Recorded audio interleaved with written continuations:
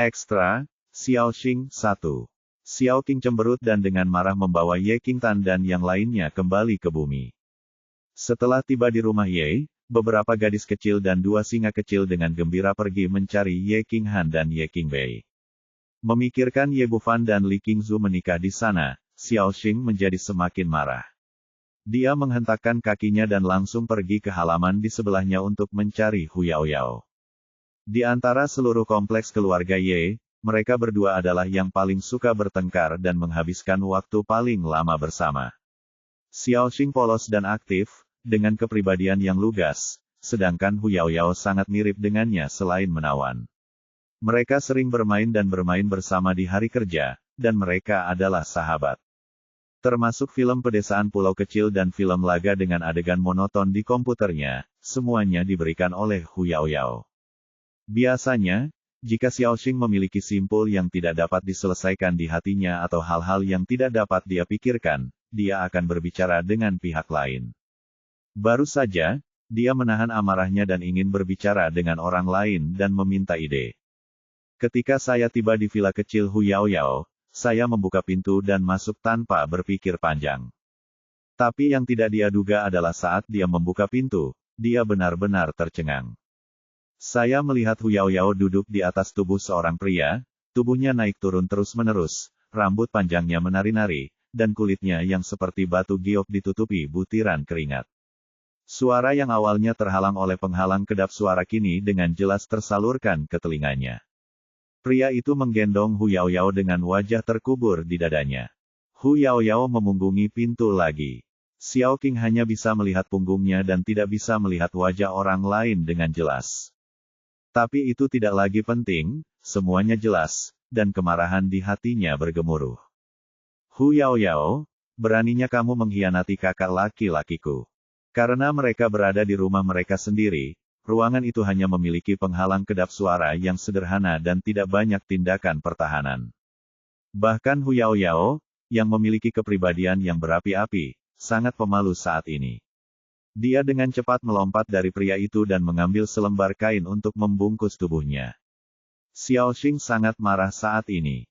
Ye Bufan adalah orang yang paling dekat dengannya.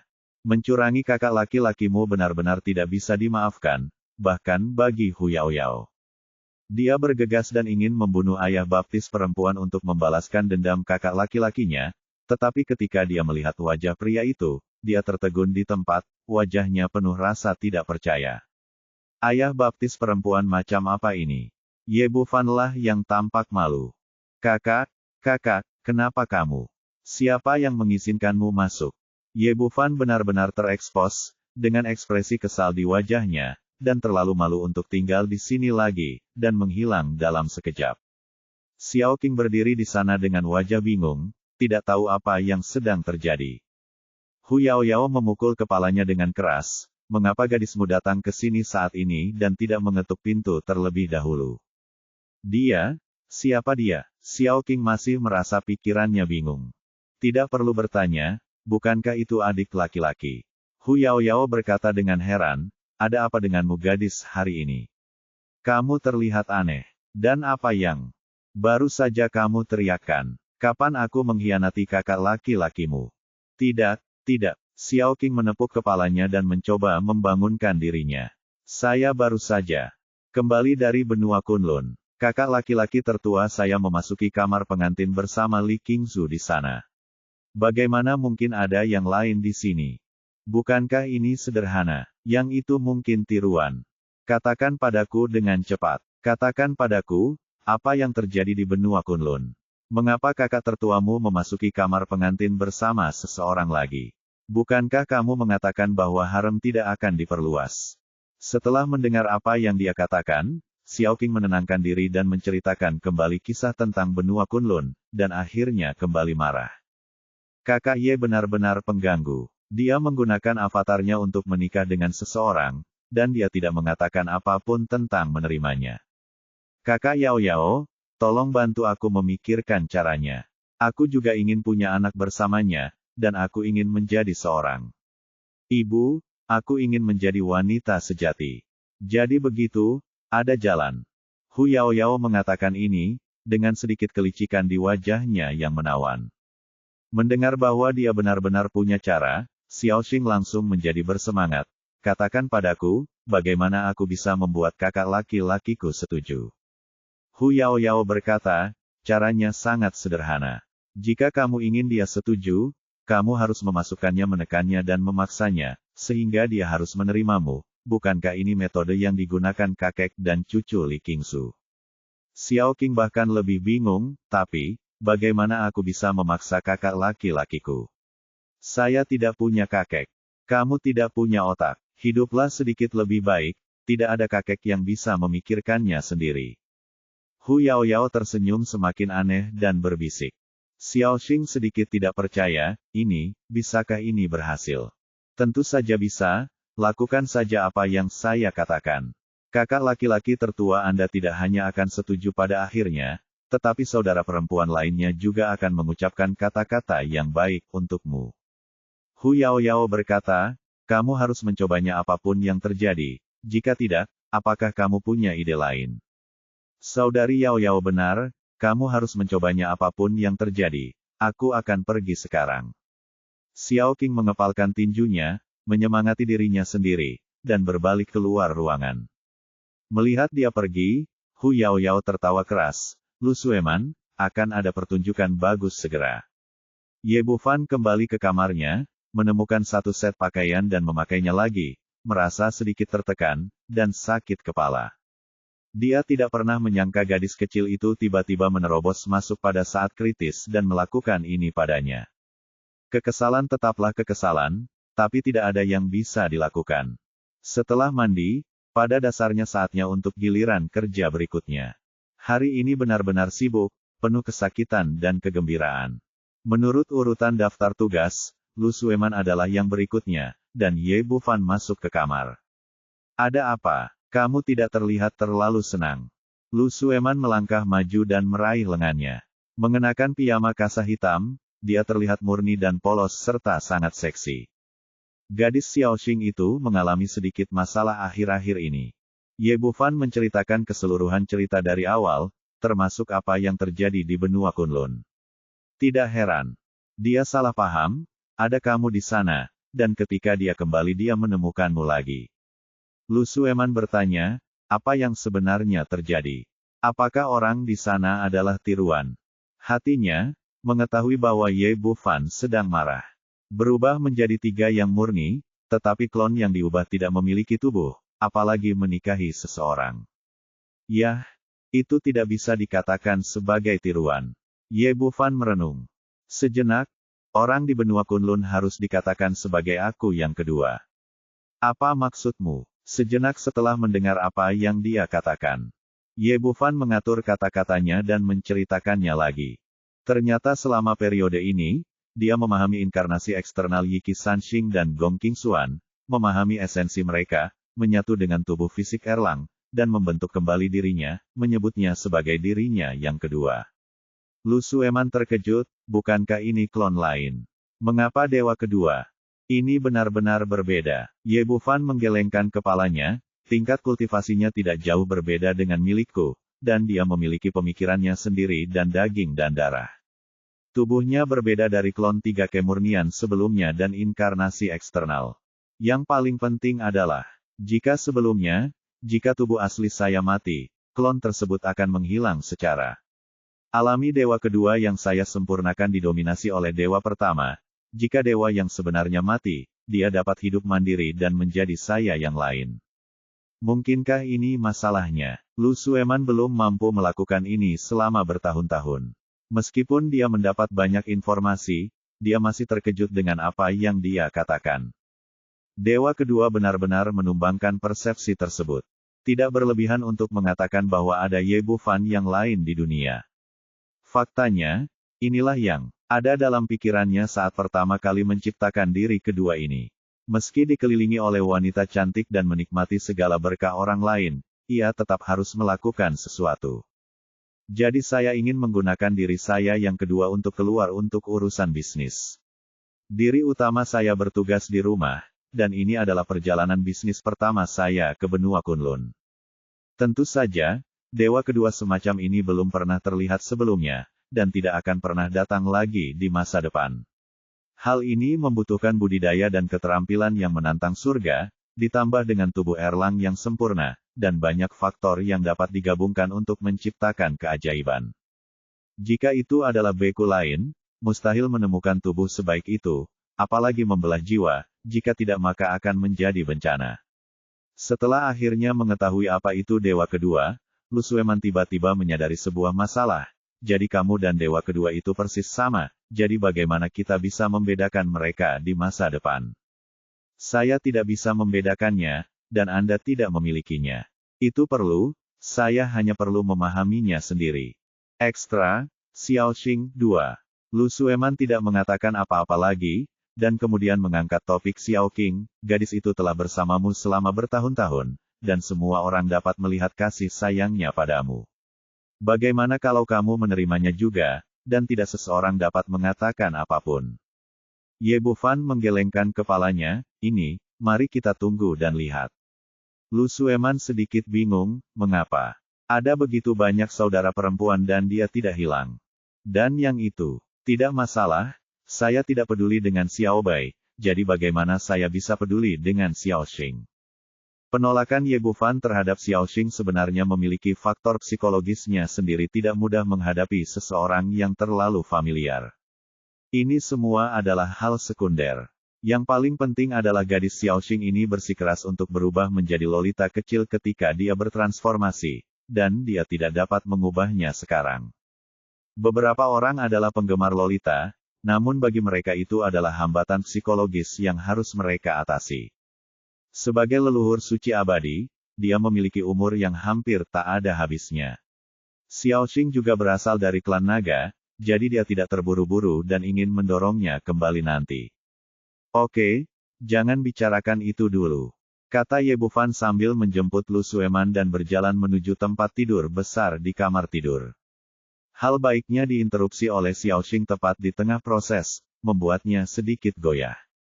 Lu Sueman tidak ragu-ragu lagi, mereka berdua mulai membuat api, dan segera panas di dalam ruangan meningkat dengan cepat, dan terjadilah musim semi yang tak ada habisnya. Saat Ye Bufan hendak memasuki negara bagian, pintu di belakangnya tiba-tiba terbuka lagi. Berbeda dari sebelumnya, kali ini gadis kecil itu bersikap tenang dan bahkan memiliki sedikit senyuman buruk di wajahnya. Sambil memegang semangka di tangan kirinya dan sekantong biji melon di tangan kanannya, dia menarik kursi dan duduk di kepala tempat tidur. Saudara Ye, saudari Lu, lanjutkan, saya di sini untuk menikmatinya. Lu Sueman tidak menyangka bahwa Hu Yaoyao, yang baru saja tertawa diam-diam di dalam hatinya, akan jatuh cinta padanya begitu cepat, dan dia segera melakukannya, meraih spray untuk menutupi tubuhnya. Ye Bufan sangat kesal dan baru saja hendak melarikan diri, suara Xiaoqing terdengar di telinganya. Saudaraku Ye, kamu tidak bisa melarikan diri. Kamu harus mengikutiku kemanapun kamu pergi. Setelah dia mengatakan ini, Ye Bufan, yang hendak berteleportasi, berhenti lagi, dengan ekspresi kegilaan di wajahnya. Apa-apaan ini? Apakah kamu membuat masalah? Xiaoxing memakan biji melon dan berkata dengan tenang, aku tidak melakukan apa-apa. Bukankah tidak apa-apa jika hanya melihatku seperti ini? Jangan biarkan aku menjadi wanitamu tidak berhasil. Kenapa kamu pelit sekali? Ye Bufan tiba-tiba berkata dengan garis hitam di salah satu ujungnya. Gadis kecil itu memperjelas bahwa selama dia tidak termasuk dalam harem, dia akan terus menimbulkan masalah. Saya harus mengatakan bahwa trik ini terlalu kejam. Jika seseorang tiba-tiba datang setiap saat di awal dan terkejut, pasti akan menyebabkan penyakit setelah sekian lama. Tapi dia masih belum punya cara untuk menghadapinya. Gadis kecil ini tidak bisa dipukul atau dimarahi, diusir, atau dihindari. Melihat ekspresi kesalnya, Xiaoqing tertawa, Kakak Ye, jangan lihat aku. Lanjutkan, aku akan belajar keras di sini. Kamu akan menggunakannya saat menikah denganku di masa depan. Ye Bufan sangat marah, tapi tak berdaya, kamu hanya main-main. Siapa yang mengajarimu ini? Xiaoxing berkata dengan serius, tidak ada yang mengajariku, aku sendiri yang membuatnya dan itu tidak ada hubungannya dengan Sister Yao Yao. Rubah kecil sungguh rugi. Lu Sueman mengertakkan giginya dengan marah. Baru saja dia menertawakan pihak lain di dalam hatinya, tetapi dalam sekejap mata, dia diperlakukan seperti ini. Xiaoxing tidak peduli dengan apa yang mereka berdua pikirkan, dan mengulurkan tangan dan mengambil selembar kertas A4 lainnya. Saudaraku Ye, aku punya daftar tugasmu. Mulai sekarang, aku akan pergi kemanapun kamu pergi. Petik 2.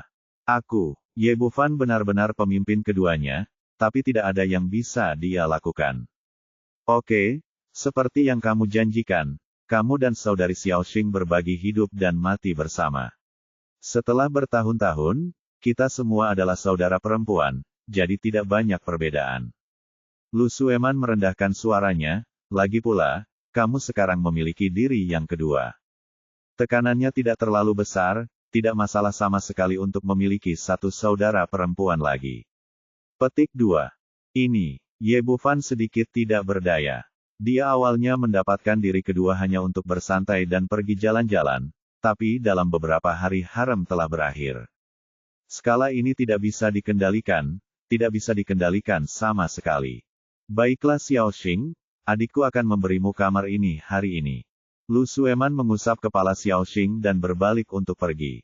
Dia pergi, dan hanya ada 2 orang yang tersisa di ruangan itu. Kakak Ye, kenapa kamu melihat payudara seperti itu? Melihatnya seperti ini, Ye Bufan marah dan lucu, apalagi yang bisa kamu lakukan? Aku setuju. Kamu akan menjadi wanitaku mulai sekarang. Tertegun. Setelah beberapa saat, dia melompat dan tertawa keras. Bagus, kakak Ye akhirnya setuju. Mulai sekarang, aku adalah wanita sejati. Setelah beberapa saat, mereka berdua muncul di ranjang besar bersama, jujurlah satu sama lain. Xiaoxing bersemangat, gugup, dan sedikit penasaran, dan kedua tangan kecilnya mencengkeram spray dengan erat. Kakak Ye, saudari Yao Yao bilang itu akan menyakitkan untuk pertama kalinya, benarkah? Ye Bufan. Meyakinkan, jangan khawatir, ini hanya sedikit, tidak apa-apa. Saudara Ye, kamu berbohong, itu menyakitkan saya sampai mati. Ye Bufan memiliki garis-garis hitam di seluruh kepalanya. Untungnya, ruangan itu memiliki penghalang kedap suara, jika tidak, teriakan keras seperti itu mungkin akan mencapai ibu kota kekaisaran. Saya juga sedikit terdiam di dalam hati. Mereka juga berada pada level binatang suci. Rubah langit berekor 9 benar-benar berbeda dari klan naga. Baru saja, dia benar-benar menyadari betapa kuatnya tubuh naga itu. Jika dia bukan seorang biksu pemurni tubuh, dia mungkin tidak akan mampu melewati level pertama. Sebelum dia bisa menyelesaikan emosinya, dia dengan cepat merasakan ketahanan dan antusiasme yang kuat dari klan naga. Pada saat ini, Xiaoxing seperti anak kecil yang memasuki dunia baru, terus menjelajah. Bergairah, liar, tanpa batas. Retak, tempat tidur kayu solid yang bagus runtuh. Boom, sebuah lubang terjadi di dinding beton bertulang. Ye Bufan terdiam beberapa saat, dan buru-buru memasang penghalang pertahanan yang kuat di sekelilingnya. Jika tidak, rumah itu akan dihancurkan sebelum sesuatu terjadi di sini. Klan Naga, Raja Binatang Buas, secara fisik lebih kuat dari orang barbar, jauh lebih kuat dari Jin Meyer dan Lansi. Sehari penuh berlalu, dan pada malam hari berikutnya, Ye Bufan muncul kembali di rumah keluarga Ye, mandi di bawah sinar matahari terbenam, berpegangan pada dinding dan berjalan maju sedikit demi sedikit. Perasaan menopang tembok itu familiar sekaligus asing. Sudah bertahun-tahun, dan sekarang saya mengulasnya lagi. Ayah, apa yang kamu lakukan? Mengapa kamu berpegangan pada dinding dan berjalan ke depan? Beberapa anak berlari bersama, dan Ye Qinghanlah yang bertanya kelakuan ayahnya. Ye Bufan tersenyum canggung, tidak apa-apa, aku hanya minum terlalu banyak kemarin dan aku sedikit pusing. Ye Lunqi lalu bertanya, ayah, mengapa kakimu gemetar? Ini, aku duduk terlalu lama sambil minum. Kakiku mati rasa. Ye Xueyan, lalu mengapa wajahmu begitu pucat? Ekstra, negara paling kuat, 1. Ye Bufan dikelilingi oleh beberapa anaknya dan masih sedikit malu saat menanyakan ini dan itu. Dia diam-diam memutuskan dalam hatinya bahwa meskipun dia tidak lagi memiliki lawan, dia tidak bisa berhenti menyempurnakan tubuhnya dan akan terus memperkuat tubuh fisiknya di masa depan. Tidak mungkin, ada terlalu banyak wanita, dan masing-masing lebih kuat dari yang lain, dan masing-masing secara fisik lebih kuat dari yang lain.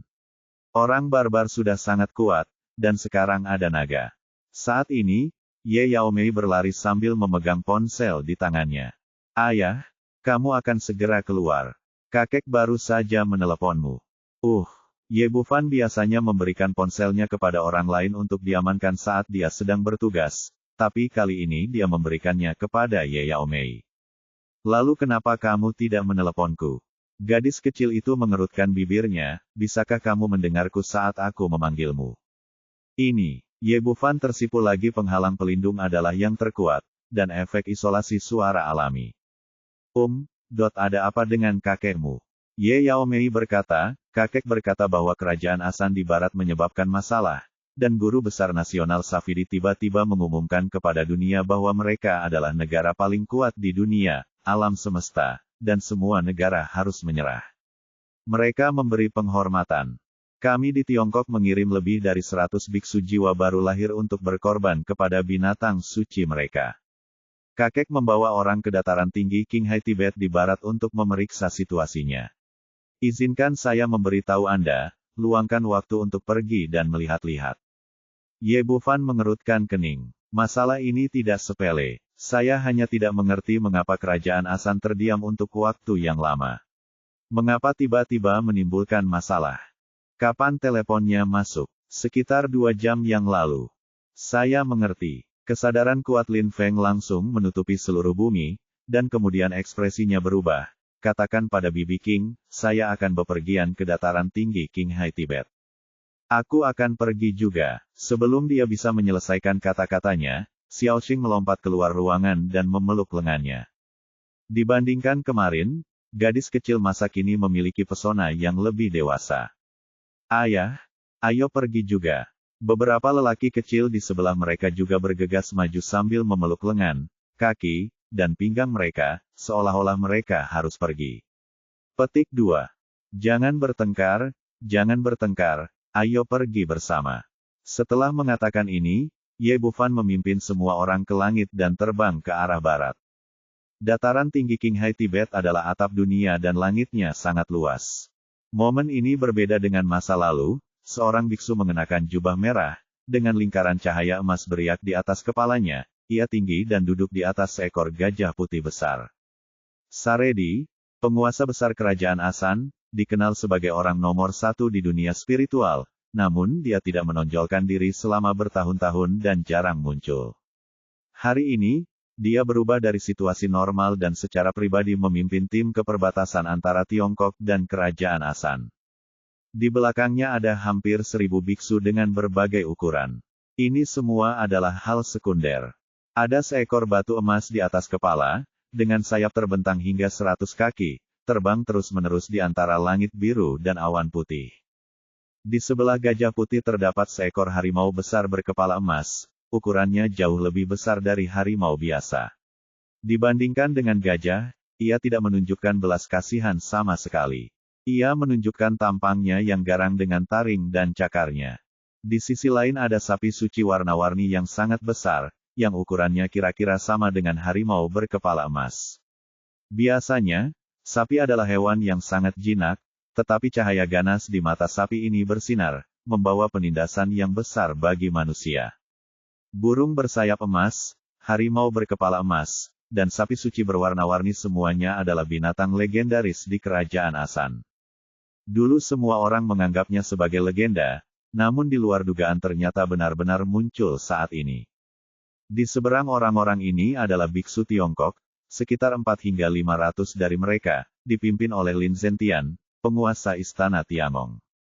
Saat ini, energi spiritual di bumi telah bangkit kembali, dan setelah Ye Bufan kembali, dia mengatur susunan pengumpulan roh dan menyebarkan batu spiritual. Energi spiritualnya kaya, dan kekuatan para biksu ini juga meningkat dengan cepat.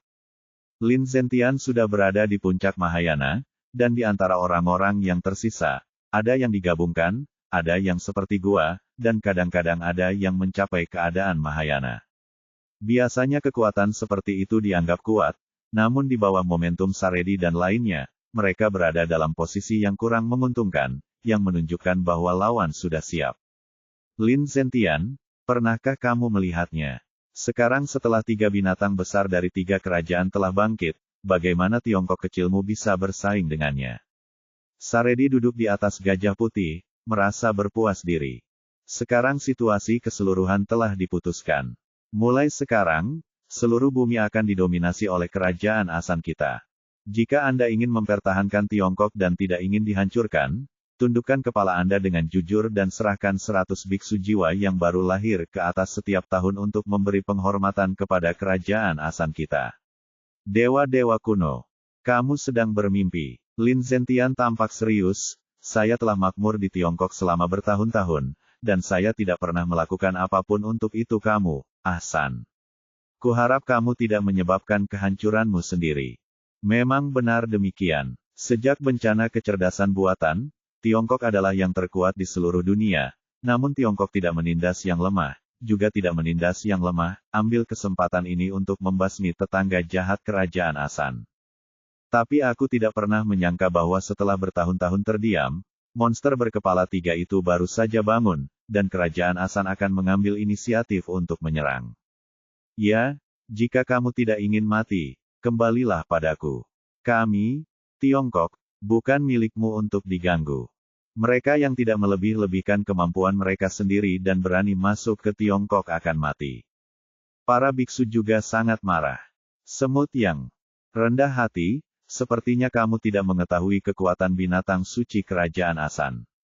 Jika kamu tidak menitikkan air mata sampai kamu melihat peti mati itu, maka aku akan memberimu beberapa peti mati terlebih dahulu. Tubuh Saredi dipenuhi aura pembunuh. Tidak ada jejak seorang biksu. Dia melambaikan tangannya dengan tatapan tajam di matanya. Beri mereka warna. Begitu dia selesai berbicara, 3 binatang suci di sebelahnya bergerak. Aum, harimau berkepala emas itu meraung, melompat ke depan seorang biksu berambut panjang, membuka mulutnya dan menelannya. Biksu itu juga memiliki kekuatan tingkat dongsu, dan dia menebas dengan pedang panjang di tangannya. Yang tidak saya duga adalah kepala besar harimau berkepala emas itu lebih keras dari baja. Ketika pedang panjang menghantamnya, terdengar suara emas dan besi, lalu pecah menjadi 2 bagian. Melihat harimau berkepala emas itu, tidak ada tanda-tanda cedera sama sekali, bahkan tidak ada sehelai rambut pun yang patah. Ah, biksu berambut panjang itu terkejut. Meskipun binatang buas di bumi menjadi semakin kuat dalam beberapa tahun terakhir, mereka belum pernah melihat yang seperti harimau di depannya. Sebelum dia bisa pulih, mulut berdarah harimau berkepala emas itu sudah mendekat dan menelan pria dan pedang patah itu dalam satu tegukan. Segalanya terjadi begitu cepat sehingga para biksu di dekatnya tidak punya waktu untuk menyelamatkannya. Garuda di sisi lain bahkan lebih cepat dari pedang terbang. Sepotong emas lewat, dan seorang biksu di tahap awal Mahayana ditelan dalam satu suap. Pada saat yang sama, tanduk tajam besar dari sapi suci 5 warna di sisi lain menggores dada seorang biksu, mengeluarkan isi perutnya, dan mati di tempat. Ketiga binatang dewa itu mengambil tindakan bersama, dan Tiongkok kehilangan 3 biksu. Semua ini dilakukan dalam sekejap mata. Sebelum ada yang bisa melawan, ketiga binatang dewa itu telah mundur ke Gajah Putih. Banyak biksu di pihak Tiongkok yang sangat energis sekarang tampak terkejut. Ketiga orang ini terlalu kuat. Mereka hanya mencoba yang terbaik. Jika mereka benar-benar mengambil tindakan, apakah ada orang di pihak mereka yang mampu melawan mereka? Melihat pemandangan ini, Saredi tampak bangga. Lin Zentian, pernahkah kamu melihat kekuatan makhluk mitos itu? Berlututlah dan cepat menyerah.